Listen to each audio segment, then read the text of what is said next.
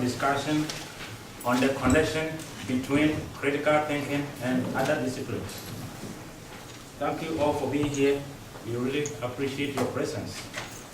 Today you have 4 distinguished panelists who are willing to share their expertise with us. Our esteemed panelists are Dr. Rich. Dr. Rich is the coordinator of the philosophy program. So those of you who are considering mastering philosophy, it's your guy to talk to. Yeah. And Dr. Rich teaches critical thinking, logic, and also he has written numerous articles on religion, philosophy of law, and political philosophy. Dr. Rich will speak on the connection between critical thinking and law. Our next panelist is Dr. Hall. Dr. Hall teaches critical thinking, introduction of philosophy, philosophy of religion, and he has published extensively on philosophy of religion and philosophy of science.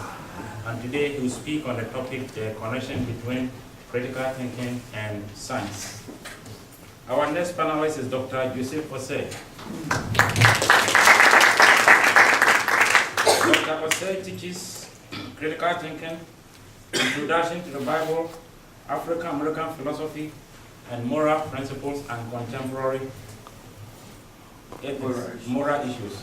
Dr. Osei has written books and numerous articles on ethics, political philosophy, religion, and African philosophy. And the last panelist is Paul Boaheng.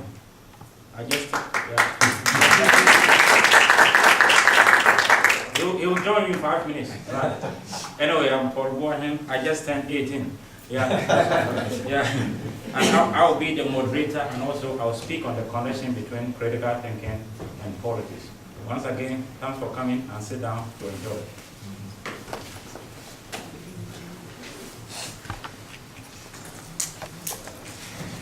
Yeah, thank all of you very much for coming today. It's a great pleasure to be here with all of you.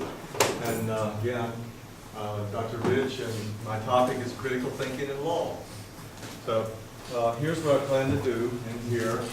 I'll start with a definition of critical thinking, go from there to some applications in law, then quick applications, then some types of arguments in law, a couple of slides. Then I'd like to focus on the Lindbergh baby kidnapping case, and then look at some of the evidence that was given in that case and ask you to vote at the end whether you find him guilty or not. Okay? So let's get started here. Critical thinking, say it's thinking that focuses on identifying, analyzing, and evaluating arguments. Okay, so key concept then is going to be arguments. I know one of the short definitions in our book, of course, is a claim defended with reasons, right? But then when you put forward an argument, you're putting forward evidence in an attempt to support a claim, right? So this is what's going on here in law. Is going to be this system of regulations that are authoritative and also sanctioned. Usually you have some sanctions in case you violate them. This has quick applications in law.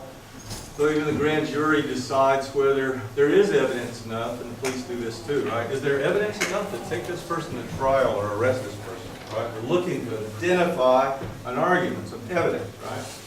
Then the attorneys, once you do get to trial, what do? They're in there, and they have to find out, well, what's the evidence against this person or for his guilt? So they have to locate the evidence. They have to analyze the argument. And finally, the juries and the judges have to evaluate. They have to evaluate that evidence that's presented to see whether it's good enough to get a verdict of guilty. Okay, and so that's just quick applications. There's others probably. What about some types of arguments in law? Well, I just thought I would just show the stuff that we've been studying, how it applies here so often in law. I mean, you got the deductive ones. You remember, of course, I'm figuring you remember the one from Johnny Cochran. If it does not fit, you must acquit. You remember that? Oh, yeah. What does that mean? Okay, it means that when O.J. Simpson held up the glove and did his hand like this and couldn't get in it, that's the assumed premise, it doesn't fit.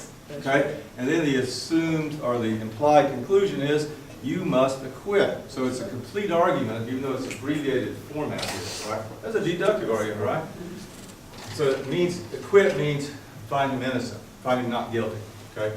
Meaning the gloves that were his, let's see, well, they were in the trial, and if they didn't fit, they were supposed to mean that he was innocent, that he was not guilty of the crime. I don't remember the exact details of it right now, but that was a deductive argument.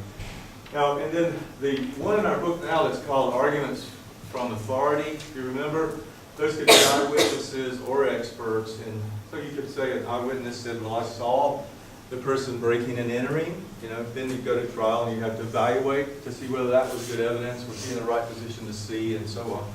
Then, of course, the crime lab expert would be talking about whether or not there's DNA. That often they would talk about DNA in the blood or not there, okay, on the crime scene. Does it match the DNA that was found in the blood there, or other serums or fluids that were found there? Now, the causal arguments also, this comes in particularly in civil cases, right? When you're there, there's an accident at the train station, and the question is, well, who caused the accident? When you file a suit against somebody, sometimes you're saying they're at fault, right? Because their negligence caused, right? So now we have to check and see whether there's good evidence for a causal claim there. Their negligence caused the harm that was done to the plaintiff, the person suing now for this, okay? So we have those. And then, of course, we have arguments by analogy. That our book doesn't bring this out quite as much, just a paragraph on it. But arguing from precedent is what's going on here. You're saying this case is like this previous case. Okay, the previous case, the verdict was guilty, so that's what the verdict should be in this case. And then the attorneys, of course, are going to argue about competing precedents at that point. Which one should apply in this case, right? This one or this other one? Now, I was going to go there, but I think somebody's going to do that. This is one that's not in our book right now, but it's one that comes in a lot of different contexts. It's called inference to the best explanation. And what happens in this case is you're saying this explanation is the only one that can make good sense of all these facts that everybody agrees on. This one makes better sense of all those facts than any other. And so this is the correct thing, the correct one. Same thing when you go to a doctor and say, I got to make sense of all these symptoms and these test results. What else could it be? This is the only thing that makes sense of all of it, okay? So it's called inference to the best explanation.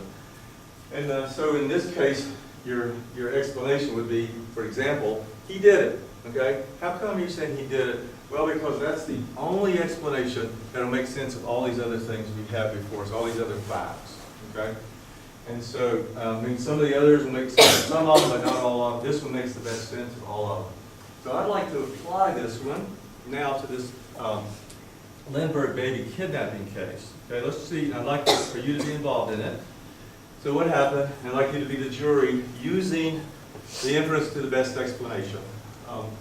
Lindbergh, Charles Lindbergh, flew across the Atlantic, Spirit of St. Louis, all that, up in the Smithsonian.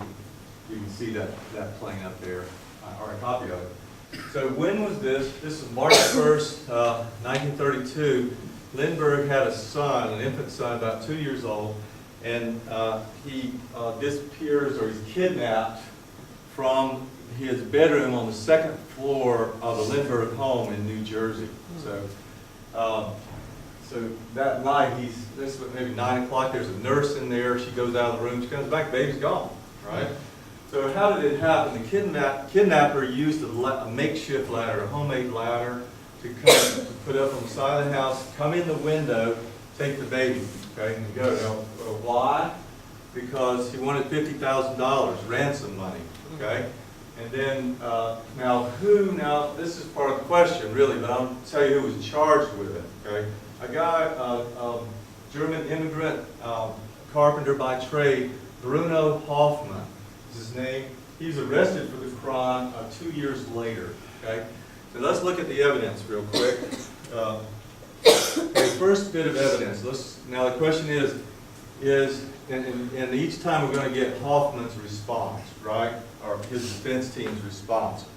And the question is this evidence going to end up being, getting us to the point where we say he's guilty beyond a reasonable doubt because the explanation that he did it is the only one that makes sense of all these things we know. Okay, that's the question. So first bit of evidence, so a witness that night in this area of New Jersey said he saw somebody, must have been not that much traffic, driving a 1930 Dodge that had a ladder inside of it, okay? And it turned out that Hoffman, the accused, had a 1930 Dodge. And his answer is, I was in New York all day that day, not in New Jersey, I was in New York that day and that night, but he could never substantiate that alibi. He never had anybody like to show the hotel or anything, or did he see anybody there? No substantiation for that. Well, okay, so the second piece of evidence here would be that when they arrested Hoffman, they found out that they found $15,000 more dollars that were from the ransom money. You could tell because they had kept track of the serial numbers from the ransom money, and then this batch of 15,000 matched those serial numbers, or some of the serial numbers. Now, so they asked Hoffman, they said, okay, you're not guilty, how come you have this money then? So, oh, my friend gave it to me before he went to Europe. Okay, he asked me to hold it for him. He's going to Europe, okay? So, you ready to convict? Okay, so, well, it could be, right? So you're looking for that guy. You said, okay, who's your friend, where is he, and so on. So then they said, wait a second, well, you've been investing that money. You've been spending a lot of that money in the stock market. You know, right and left, you've been investing money in the stock market. Well, if that's not your money, how come you're investing it? So my friend died. My friend died in Europe, okay, and he had no heir, so I'm investing money. Okay, I'm trying to make some money from it, okay? So then, let's see. Okay, then another thing that happened, the police are going through his house and they're investigating in the house, and they go into his closet, and they're written on the wall in the closet is the name of the negotiator between the kidnapper and Lindbergh. Because Lindbergh had his own negotiator, somebody volunteered to do it. There's his name and there's his telephone number. So they said, how'd you get his telephone number? So I saw it in the newspaper. It was in the newspaper, and so I wrote it down because I thought maybe I might need it and I might be able to help someday, right? And then the only trouble was, it never had been in the newspaper. Okay, so next step, then they looked at that ladder, the makeshift ladder, the homemade ladder, and they said, look at this rung from this ladder. It looks like it's like from a piece in the attic, you know? And they went up in his attic, and it matched the missing piece in the flooring, like the scaffolding up in the attic. Like it's this wide, and there's the piece. It's a perfect fit for that. Also, the nails, you can see where the nails had been in. They were the exact places of the nails up in the attic. So what did he say? Oh, that's no proof. That's just a coincidence. Right? So, okay. So what do you? Okay, wrong one. What do you think? You ready to deliberate, to vote? Okay. Who wants to vote? Let's just get a quick count. How many say, based on this evidence, you'll find him guilty? Well, that's a lot of people. How many would say not guilty? Okay. Well, not only this, there was additional evidence. They found him guilty. He was electrocuted in 2 years. Oh, wow. Okay. Well, thank you very much. And,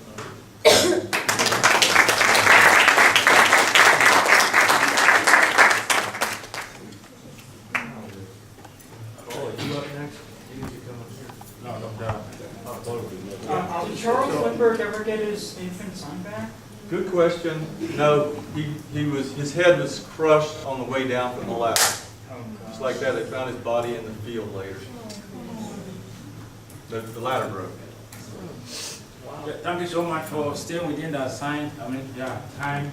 In the interest of time, please reserve all your questions until all the presenters are done. You have time to ask all the questions that you will have. Our next presenter will be Dr. Rich. Dr. Hall, sorry. Dr. Hall.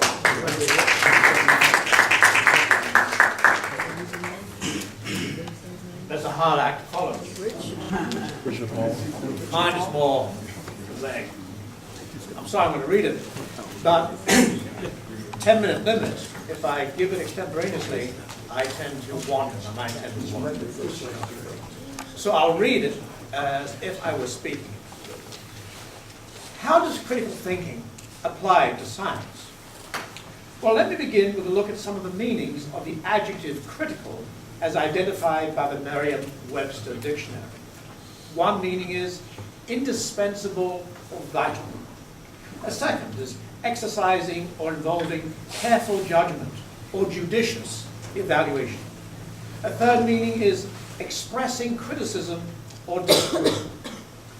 Critical thinking is certainly indispensable to any academic discipline, particularly science, and involves evaluating ideas, beliefs, and concepts judiciously. Though not specifically mentioned in the dictionary, critical thinking fundamentally involves logic, both deductive and inductive. Logic is the sine qua non of critical thinking. Beyond this, though, critical thinking involves making explicit and questioning fundamental assumptions made by fields, such as the sciences, which typically go unacknowledged. Such questioning is sometimes tendentious and not always welcome. Indeed, raising such questions takes courage in the face of risking one's reputation, or worse, of even one's life, as in the case of Socrates, whose gadfly questioning of the fundamental and beliefs and values of Athens led to his execution. With this understanding of critical thinking in mind, I shall now show how it applies to science. Since a crucial part of critical thinking is deductive and inductive logic, and scientific inquiry involves necessarily deduction and induction, then to do science is, by definition, to think critically. However, the doing of science by routinely following the scientific method and other principles of logic is not the same as reflecting on science with respect, say, to the origin and assumptions of its methodology and its larger purpose and value in the greater economy of life. Indeed, scientists may not have either the leisure or inclination for such reflection. Now, it is this business of reflecting on the scientific enterprise that involves the larger part of critical thinking. What then, more specifically, does reflection on science in this way involve? Well, first, it involves examining those logical techniques and concepts undergirding the scientific method. These constitute, as it were, the grammar of science. Scientists habitually use this logical grammar in their investigations without thinking about it, as we use English grammar in our speaking and writing without giving much thought to it. Yet, in certain English courses, we have the opportunity of examining grammar more closely so that we might more readily conform to its rules. Similarly, in courses in critical thinking, we have the opportunity of examining in the same way and for the same reason the grammar of science. Now let me give you an example of a logical principle underlying the experimental method and its implications. The result of any experiment may either verify or falsify the hypothesis or theory being tested. Take the simple example of my walking into a laboratory thirsty and seeing a beaker of clear liquid on the table. Should I slake my thirst with it? I hesitate, because I suspect that it's hydrochloric acid. My hypothesis is that this is the case. To find out, I conduct a litmus paper test. If this liquid is acid, then it will turn blue litmus red. If, on the other hand, the paper remains blue, then the liquid in question is not acid. I still look green. I conduct the experiment, and, as I suspected, the litmus turns red. I conclude that the liquid is acid and so not potable. However, upon conducting the same experiment and the paper does not turn red, then I conclude that the liquid is not acid. The logical structure of this experimental design is as follows. In the first case, where my hypothesis is confirmed or verified, the logical form is as follows. If A, then B, B, thus A. In the second case, where my hypothesis is disconfirmed or falsified, the logical form is as follows. If A, then B, not B, thus not A. Now, you may have noticed that the first logical form, if A, then B, B, thus A, is deductively invalid because it commits the fallacy of affirming the consequence. However, this invalid argument can be salvaged by the expedient of qualifying the conclusion as probably true. After all, there may be other non-acidic substances that turn blue litmus paper red. The result is a strong inductive argument. By contrast, the second logical form, if A then B, not B, then not A, is a deductively valid form of modus tollens, and so its conclusion is absolutely certain. Two important implications follow from thus exposing the logic or grammar of the experimental method illustrated above. First, the falsification of a hypothesis or theory is a stronger measure than its verification, since it exemplifies the valid deductive form of modus tollens.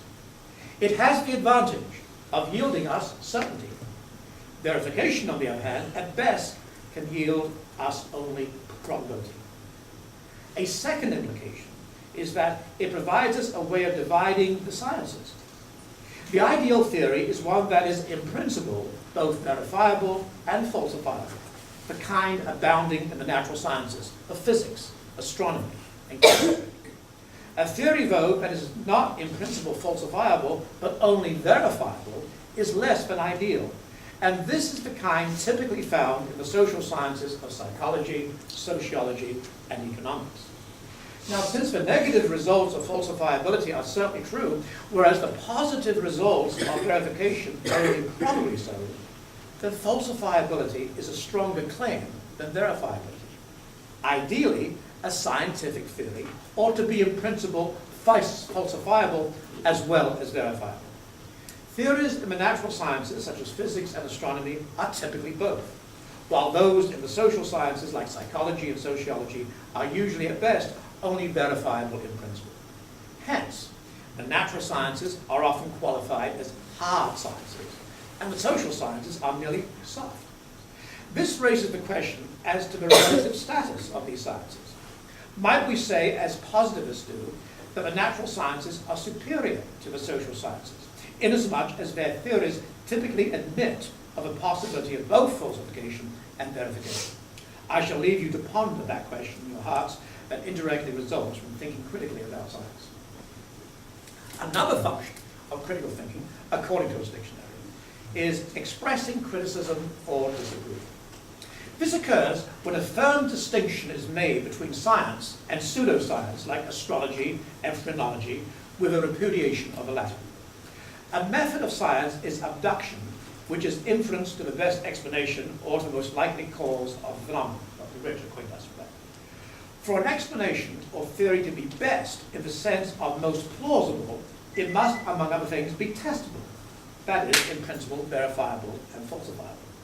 It must be simple or parsimonious, meaning that it makes no unwarranted assumptions. And it must be conservative or compatible with contemporary scientific findings. Thus, creationism, the view that God created the world in 6 days, just a few thousand years ago, as described in Genesis, does not qualify as a scientific theory. For one thing, it's not strictly testable. It's not verifiable. Now, some may argue that the design or order of the world is evidence of its truth. However, that design might only be apparent. For another, it's not falsifiable, though some might object that it has been falsified by the enormous amount of destructiveness and suffering in nature, thereby challenging the idea of nature's being the creation of an all-powerful and all-loving creator. Finally, creationism is not simple, since it makes gratuitous assumptions about the existence of a benevolent deity. Evolutionary theory, by contrast, is completely testable. It has been abundantly verified and is yet to be falsified, which is highly improbable. Furthermore, it is simple, since it makes no unwarranted assumptions about the existence of a supernatural being. The apparent design in nature, it explains naturalistically by the workings of natural selection. Incidentally, if school boards throughout the United States had thought critically, they would never have been tempted to include creationism about intelligent design as part of the curriculum in biology.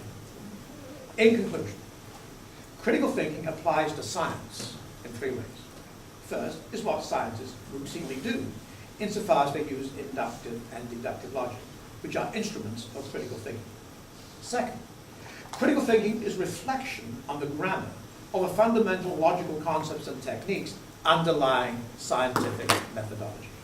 And third, it provides abductive criteria whereby to distinguish science from pseudoscience, and so grounds for rejecting it.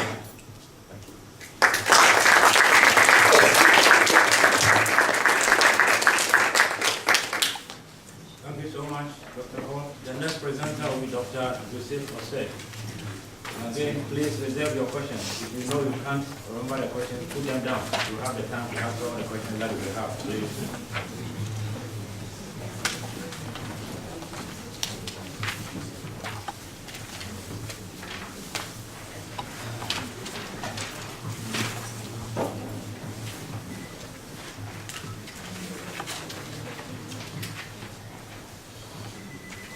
Thank you all for coming. It's a great delight to share with you some ideas about religion and critical thinking. I see the relationship as one of a symbiotic relationship, just like plants depend on humans and animals. Same way, we also depend on the plants. Philosophy from its beginning to now has always used religion as their playground, areas for testing all kinds of theories and arguments. In the same way, theologians or biblical scholars have also used the methods in philosophical thinking and argumentation also to present their views. And here are a few illustrations of that. Here we have King Solomon and the standards of critical thinking. Story of the two mothers and a dead baby. 1 Kings chapter, forgive me, this is 3, chapter 3, 16 to 28. Some of you may be familiar with the story, but you can get the details later. King Solomon is presented with two women who slept, let's say, in Motel 6. In the course of the night, one baby died, and the mother whose baby died had a plan. What did he do? She went and swapped her baby, giving a dead baby to B, and then she bringing the live baby to herself. So we have three stages there. Mother A with baby A, mother B with baby B. Stage 2, baby A dies at night. Stage 3, you see the swap. Mother A has now baby B, and mother B has A. But when mommy B got up to feed her baby, she saw definitely that the baby was dead. She looked at the face carefully. That's not my baby. That's not my baby. Where's my baby? You can imagine two African American women getting at it, right?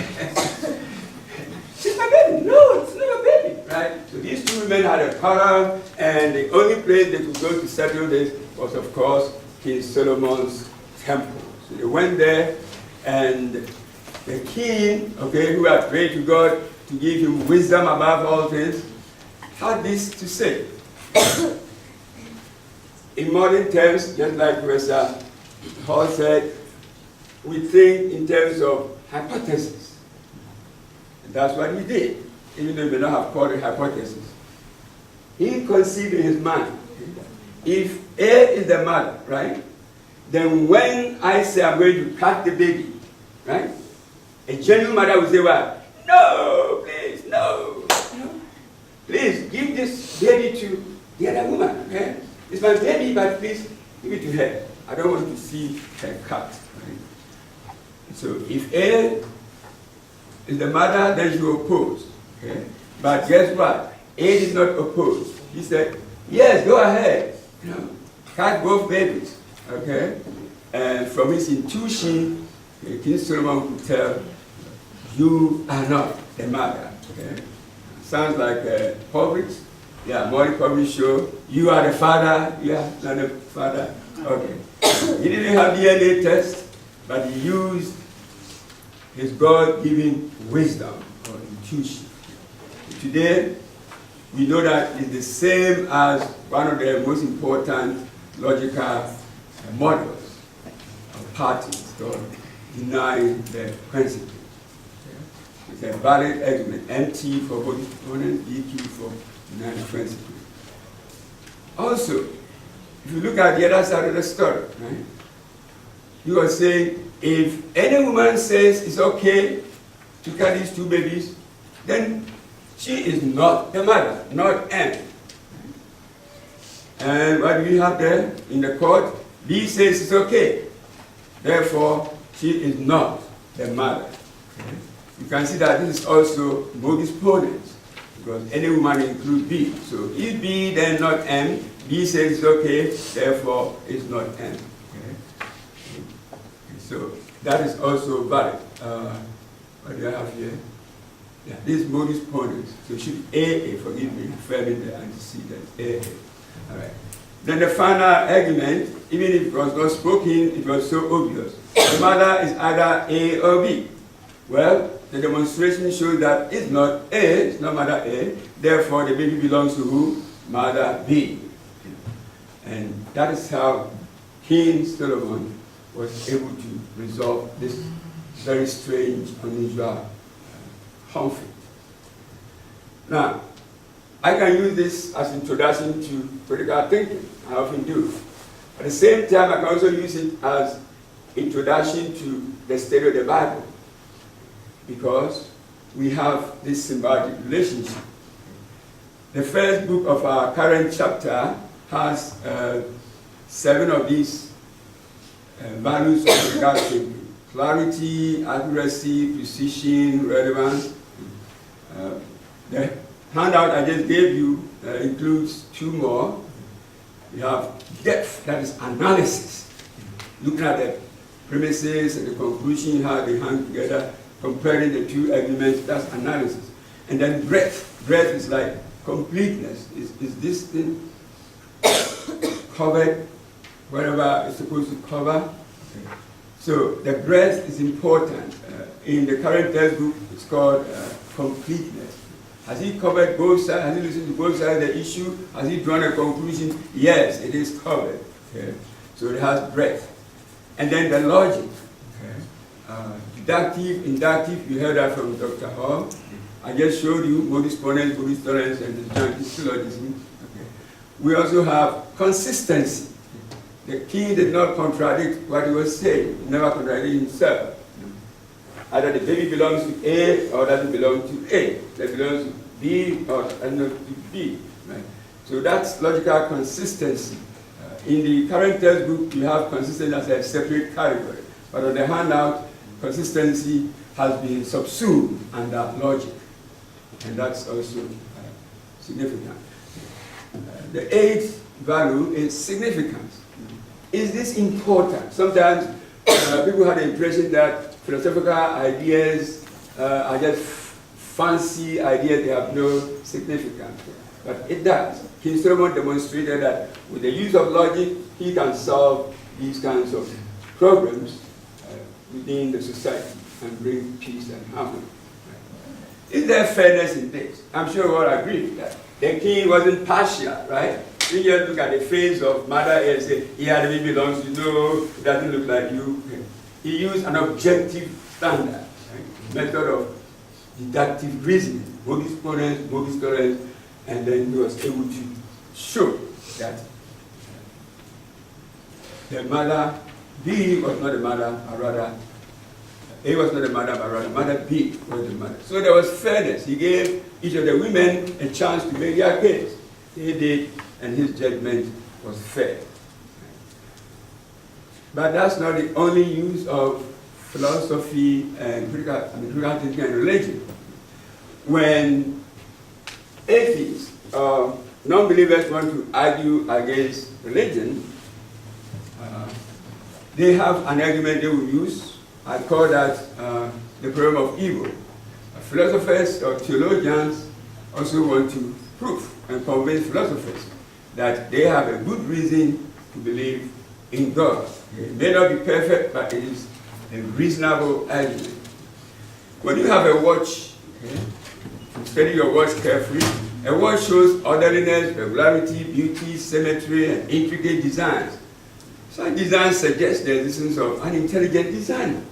This watch lies on some desert island, really don't see people around, and you pick it up, you look at it for a while, you are going to be impressed with the regularity, the symmetry, and all these intricate designs. So how did it get here? No, it must have been the work of an intelligent person.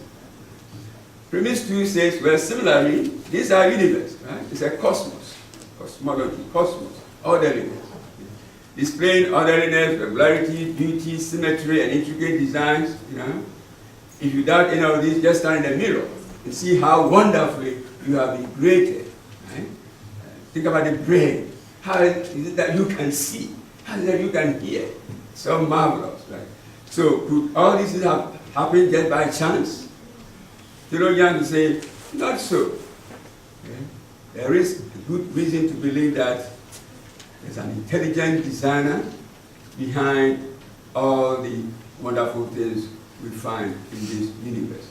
And that intelligent designer is called globally as God, Allah, the ultimate or the supreme being in my African language. If you want to use an argument against God's existence, the philosophers have been using this kind of argument. If there's a 3-O God, or 3-O God exists, then there should be no evil. What do you mean by 3-O? A God who is omnipotent, omniscient, omnibenevolent. Right? So if there's such a God, then he should be capable of removing evil in the world. He cannot plead ignorance. He knows how to remove the evil, so he should be able to remove the evil. He's omnibenevolent. He's not a wicked God. He does only good things, so he should be willing to remove evil from the world. P2 say, yet, or but, there's evil in the world. Innocent suffering, wars, natural disasters, and so on. But here is the good news from the Bible. This is not new to the Bible. Biblical scholars at the time of Job had a similar argument. Okay, so they have been discussing this kind of problem in theology. Job was an innocent person, and it's hard to explain how a good God will make an innocent person suffer as Job did. But before you say, yeah, the atheists have won the day, you can say, no. Their argument is valid, but not sound, even if it's deductive. Okay? It's not sound because a 3-O God might have a good purpose for allowing some evil. For example, as a test of faith, as a spiritual discipline, he might want to teach us patience, long-suffering, humility, and other values from the suffering. And also, I'll finish with this, God too may want to enhance our critical thinking, our creativity thinking skills, so that we can fulfill what the historians call the necessity is the mother of invention syndrome. That human beings are driven to look for answers, to look for solutions, to add new theories when they meet challenges in life, when they meet difficulties in life. Necessity is the mother of invention. And in this country, you know how many inventions, how many discoveries have been done because people wanted to solve problems. So God did not create this world to be a problem-free world. We wouldn't have the kind of intelligence we have, we wouldn't have the kind of inventiveness, creativity that we have if there was no evil. And I'm going to stop here for the sake of time. Thank you. Thank you.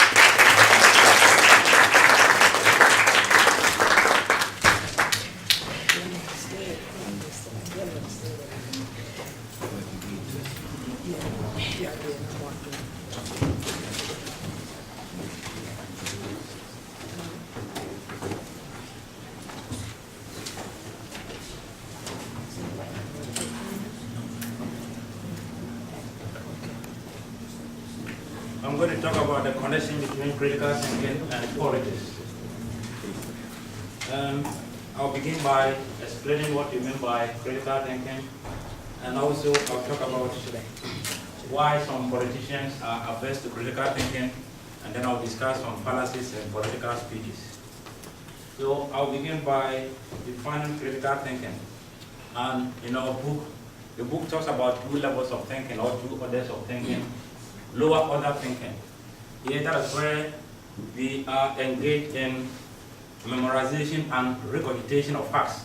So here what we do is that we passively absorb information and then we repeat it back on what? On the test. And we also talk about higher order thinking. Here we are engaged in evaluation of information and ideas.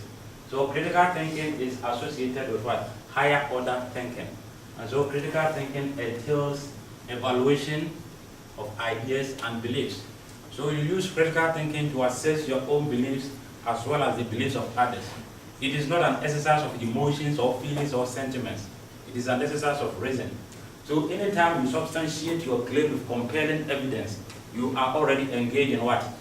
Critical thinking. As Martin Luther King Jr. put it, the function of education is to teach one to think what?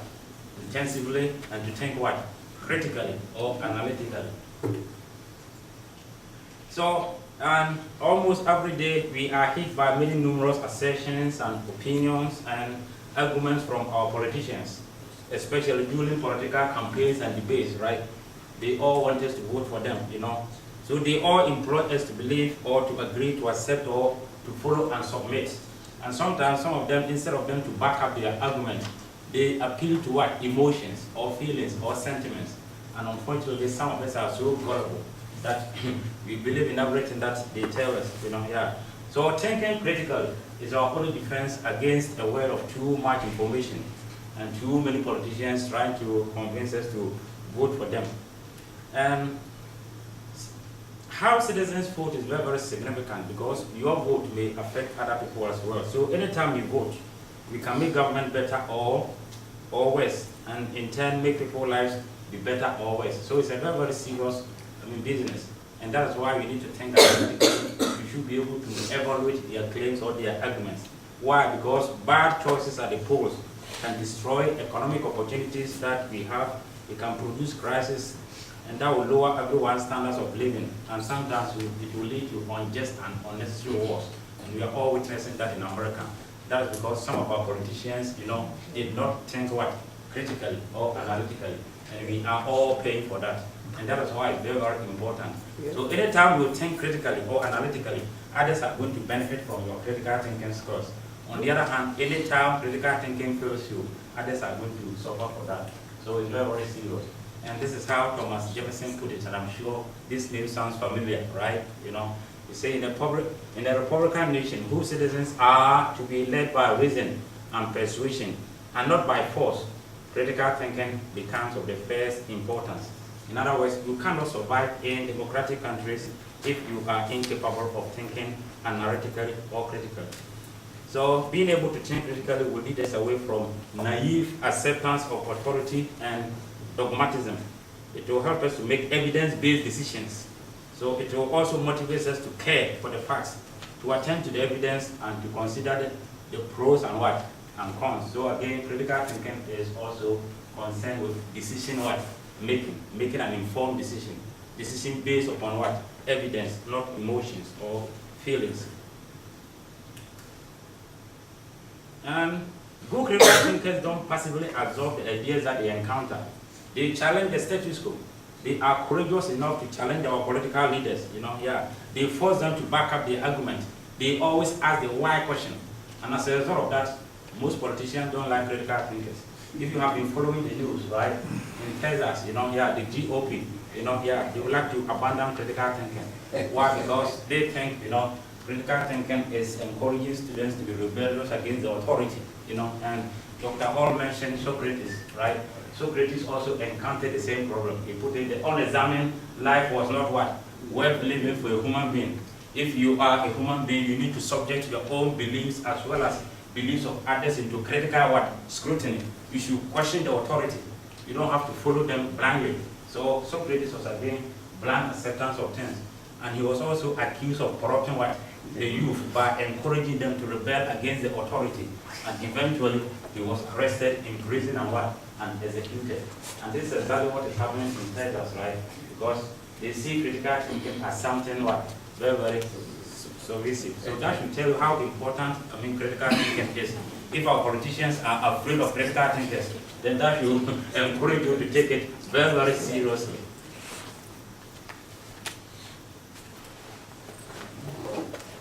And politicians employ some tracks, and that is why we're going to talk about some fallacies. Sometimes they try to trick us to distract an audience attention by raising things that are completely irrelevant, things that have nothing to do with the issue being discussed.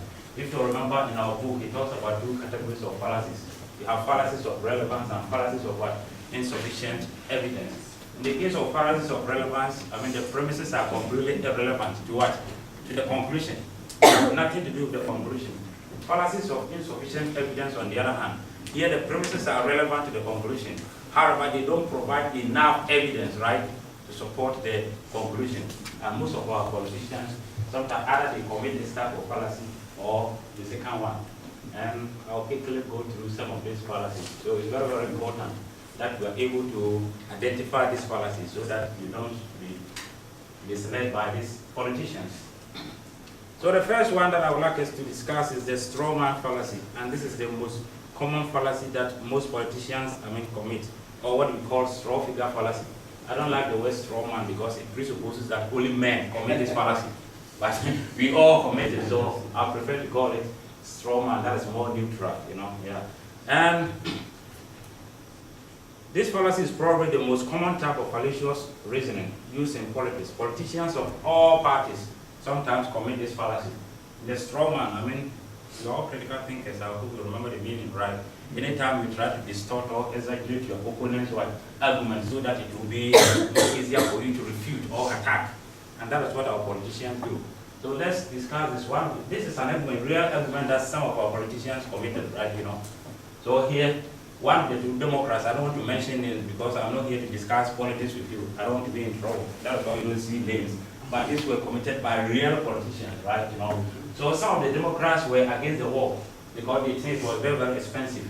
And then President Bush, the Democrats are arguing that war in Afghanistan is much too difficult for the United States of America. And therefore, they should cut and run while they can. So why must you take the coward's way out? What is the problem with this argument? Please, who can help me out? I'm assuming that you're all familiar with this problem. Yes, sir. Oh, so we're allowed to speak with this? Yes, what is the problem with this argument here? Well, the Democrats are saying that the war is just costing too many lives and money. It's not saying anything about taking the coward's way out in any way. Exactly. So look as if here our president is trying to put words into what Democrats' mouth, right? He's exaggerating what they said. They never said that if you cut and run, right? All what they say is that war is very expensive or costly, right? And the reason why they are doing this is that they want to deceive the electorate, thinking that the Democrats are coward. The Democrats are not capable of protecting the country. But that is not exactly what they are saying. If they put it this way, a lot of people will attack Democrats. So if you are not a good critical thinker, you might think that this is what they are saying. So we need to be very, very careful. And this one. And there is another one called red herring. Red herring fallacy. Here, what are you doing? You are changing the topic, right? You are introducing something that is completely irrelevant. So here, assuming you are discussing topic A, right? And topic B is introduced under guise of topic A. And then eventually topic A is abandoned, right? So here you are sidetracking it. You are changing the topic completely. You are bringing a new topic to avoid discussing the original topic being discussed. And so let's see some example here. So somebody asked this mayor, again I'm not going to name names, right? Say, is it true that you have been indicted for For perjury. And this is the mayor's response. I am very proud of my accomplishment in this second term. Come on, vote for me. I have done a lot for you guys. You guys have been ungrateful. Yeah. Again, what is the problem here? What is the problem with this argument? Has he answered the question? He has introduced something that has nothing to do with the original question. And if you're a good critical thinker, you should know you cannot win an argument by changing changing the topic. So if you're a good critical thinker, you need to draw that particular, politician's attention. Ask him to answer the question. Say, please, will you address the question? Again, it's one of the reasons why they don't like to be the critical thinker. Yeah. Another fallacy that they commit on a regular basis is what we call what? Ad hominem, right? Attacking the person, right? And good critical thinkers, you should know that we always criticize the arguments as opposed to the arguer, right? We criticize the ideas rather than what? Rather than the person, right? Unfortunately, sometimes our politicians, they don't evaluate claims. They just attack our what? People. They insult them. And this is again real example, right? Somebody called, I'm sure you know the person, Obama idiot, right? An idiot liberal. And therefore his healthcare policy must what? Be bad. Again, what is the problem here? What is the problem? Remember, this is an example of a fallacy of what? Yeah, irrelevant. This has nothing to do with this. Well, he may be an idiot, all right, right? But that doesn't necessarily mean his healthcare policy is what? Is bad, right? I'll tell you something. Hey, Paul, you are very ugly. What has that got to do with what I'm telling you, right? I mean, ugly, all right, right? But it doesn't mean I don't have good ideas, right? You know, yeah. So you need to be very, very careful. Again, you cannot win a debate or an argument by insulting your what? Your opponent. That is not good critical thinking. And again, this is a goal. What a goal says about air pollution is you. That crowd will say anything to get attention. Instead of you to evaluate his claim, again, Obama is being attacked. Another fallacy that we call false alternatives or false dilemma. Right here, you are presenting your audience with two false what? Choice. You are saying that there cannot be what? A third alternative or option. Whereas in actuality, there can be another what? Option. And again, I don't mean to attack our president, President Bush, right? But yeah, he was famous for saying this. You are either with us or what? Against us. So he's presenting us two what? Alternatives. So he is saying that there cannot be a third what? Option. But we all know that there can be a third option, right? You can be what? Neutral, right? Country like Switzerland, right? Switzerland was neither for nor against what? Nor against the war. So here, our president was trying to rule out any third option or third alternative. And so we say it's fallacious. The last one that I'm going to talk about is inappropriate appeal to authority. This is something that sometimes most politicians commit. Anytime you rely on someone who is not reliable, you are committing this fallacy. And this is very, very relevant to the Iraq war, right? Where were they having their information from? The Bush administration was receiving this information from a guy named Ahmad Shalom, right? And this guy hated Saddam Hussein with passion, right? Because they were political rebels. He wanted to be their leader, and he lost to Saddam Hussein. And he was very, very powerful before Saddam Hussein became, the ruler. Unfortunately, he lost his political influence. And so naturally, he wanted to get rid of who? Saddam Hussein. And when he realized that the Bush administration also didn't like Saddam Hussein, he started feeding them some false information, right? That this guy, if you don't get rid of him, in a week's time, he's going to destroy the whole world. And Tony Blair and others, they believe in this guy. And what did they do? Based upon this information, the United States of America attacked Iraq. And we all know what happened, right? It happened that the guy was what? Lying. So after the war, after Saddam Hussein had been killed, right, he happened to interview this guy. And listen to what he's saying. We are heroes in what? In error. As far as we are concerned, we have been entirely successful. That tyrant Saddam is gone, and the Americans are in Baghdad. What was said before is not important. The Bush administration is looking for what? A scapegoat. So now he's laughing at the Americans, right? Our politicians did not base their what? Decision on what? Evidence, right? If they had taken their time, right, to find out the source was not credible, and you all know that the guy was self-interested party, and you have discussed this in critical thinking. All things being equal, right? People who are impartial are more credible than people who are what? Self-interested. Yeah. So if they had taken their time to inquire about who this guy was, probably would have avoided the war. And I must say later on, Bill Clinton and others were so mad at this guy. So if you knew who this guy was, I would not have what? Voted in favor of the war. But it was what? Too late. So good critical thinkers, we need to be very, very careful. Now the question that I've got that Would the USA have invaded Iraq had the administration not believed in what Mr. Chalaba said about the situation here? Think about this. Thank you.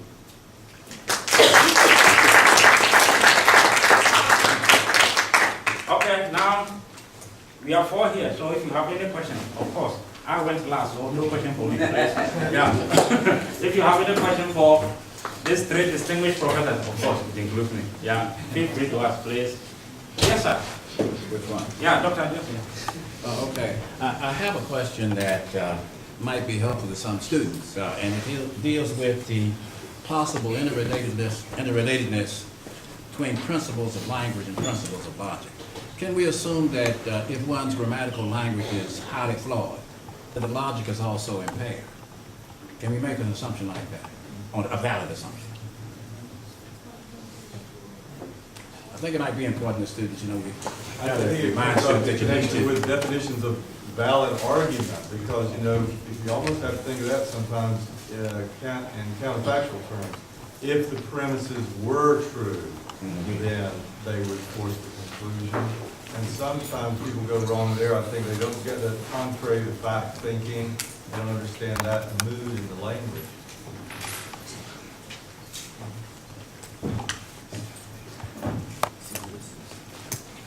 Okay. Yeah, I'll add something. I think that being grammatical in language is an aspect of good thinking, period. Critical thinking. So I would say if someone is habitually ungrammatical, I would suspect they're not very logical. I think the two are opposite So it sides. goes together, yeah. I would just say, that depends. Some arguments may not be affected by the grammatical errors, but others might be affected.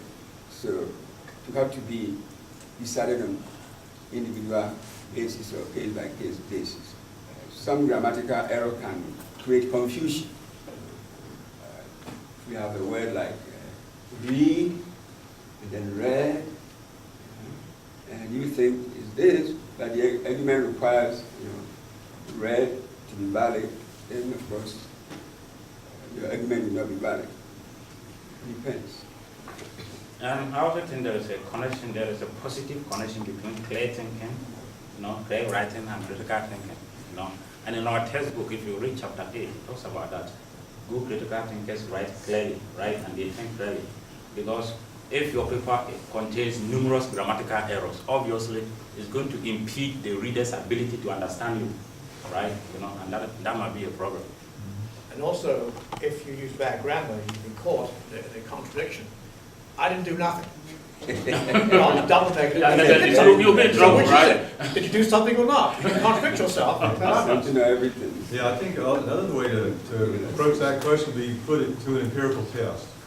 Find groups of people who are speaking ungrammatically, see how it affects their reasoning, and then do they make mistakes on reasoning tests or whatever, and then take another group who have better grammar, according to standard rules, and see how if it seems to correlate, but there's another question there, right?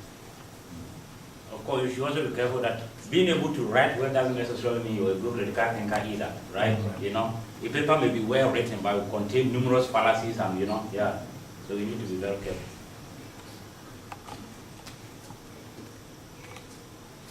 Any more questions, please? The students, you've been quiet.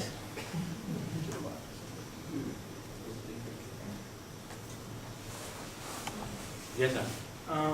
Will there be copies of the presentations you made and written or on PowerPoint on the Blackboard? That's a very good question. That's our coordinator. Yeah, well, we're planning to do that for next year, but if you wanted it sooner, I guess we could look. Talk to me later, will you? Because I'll have to consult. And it's also being taped, right? So, Yeah, that's what I meant. This will be on next year. But I don't know, James, did we put it on this year? Yeah. We could? Yeah. Okay, there you go, Robert. Great suggestion. And in the meantime, if anyone wants my copies, just send me email and I'll send you a copy. I'll send you mine, but it will cost you. Right? Just kidding. Oh, sorry. Off the record.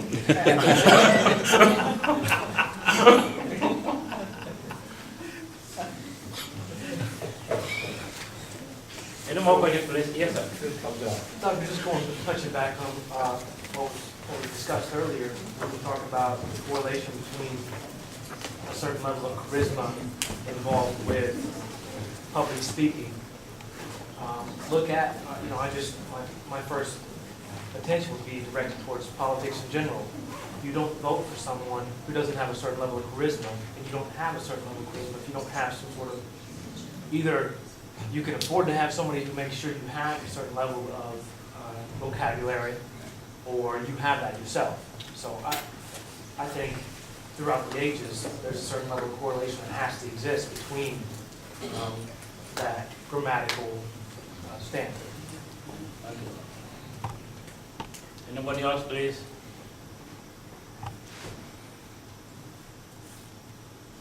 We need to ask questions in order to earn the extra credit points, please. Yeah.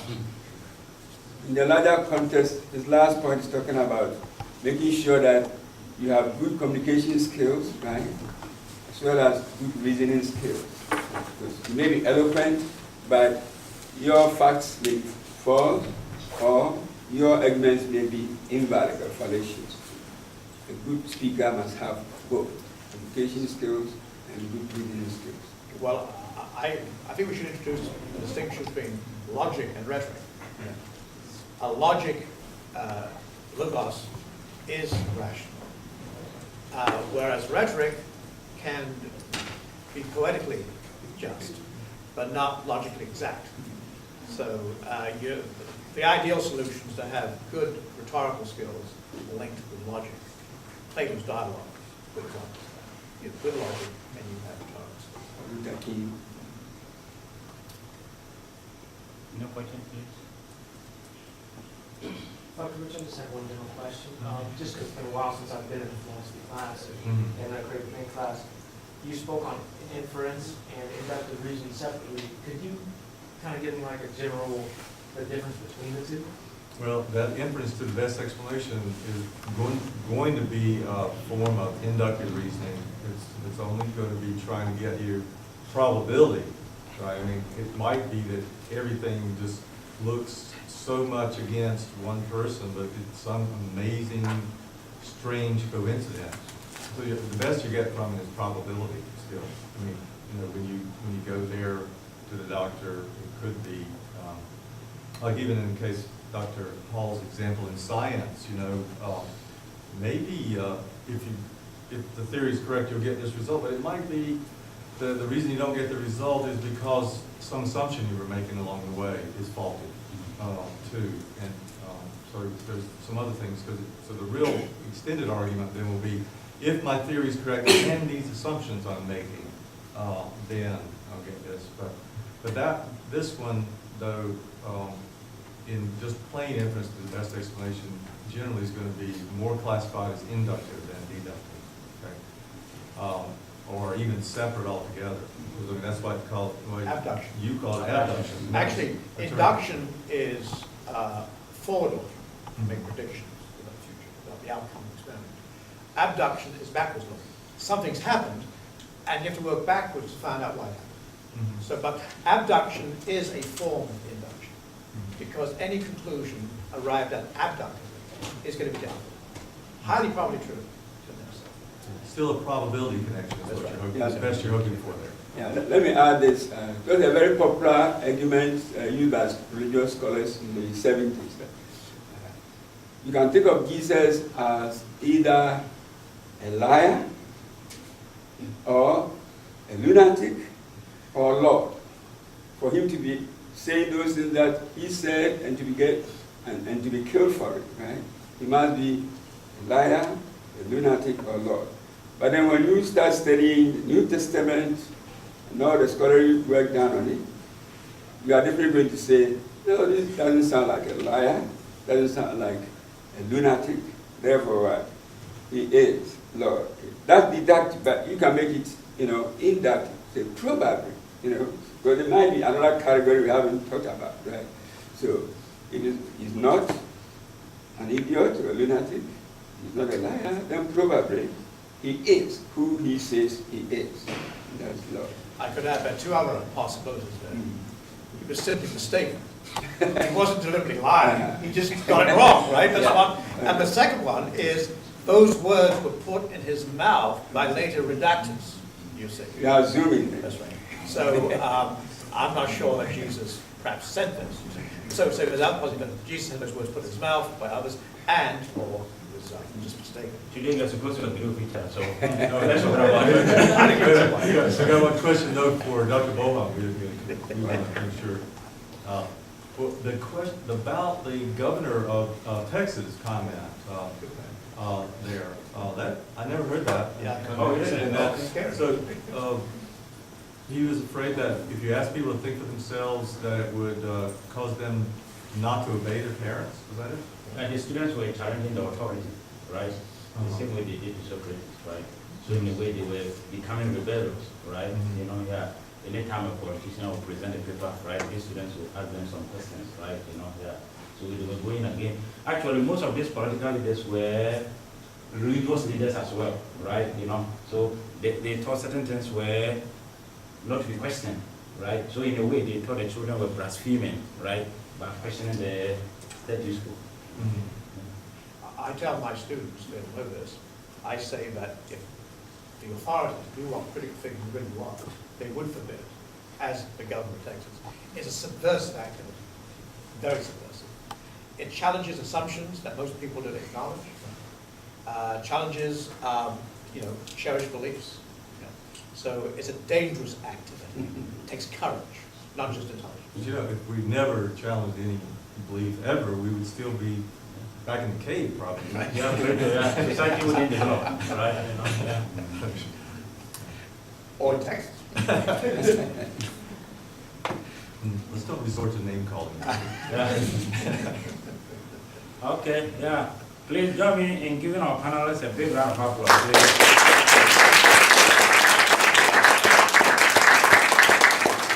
And thank you so much for coming. Really appreciate that, you know. Yeah, it has been an interesting discussion. Thank you. Thank you so much. Yeah. I'll see you tomorrow.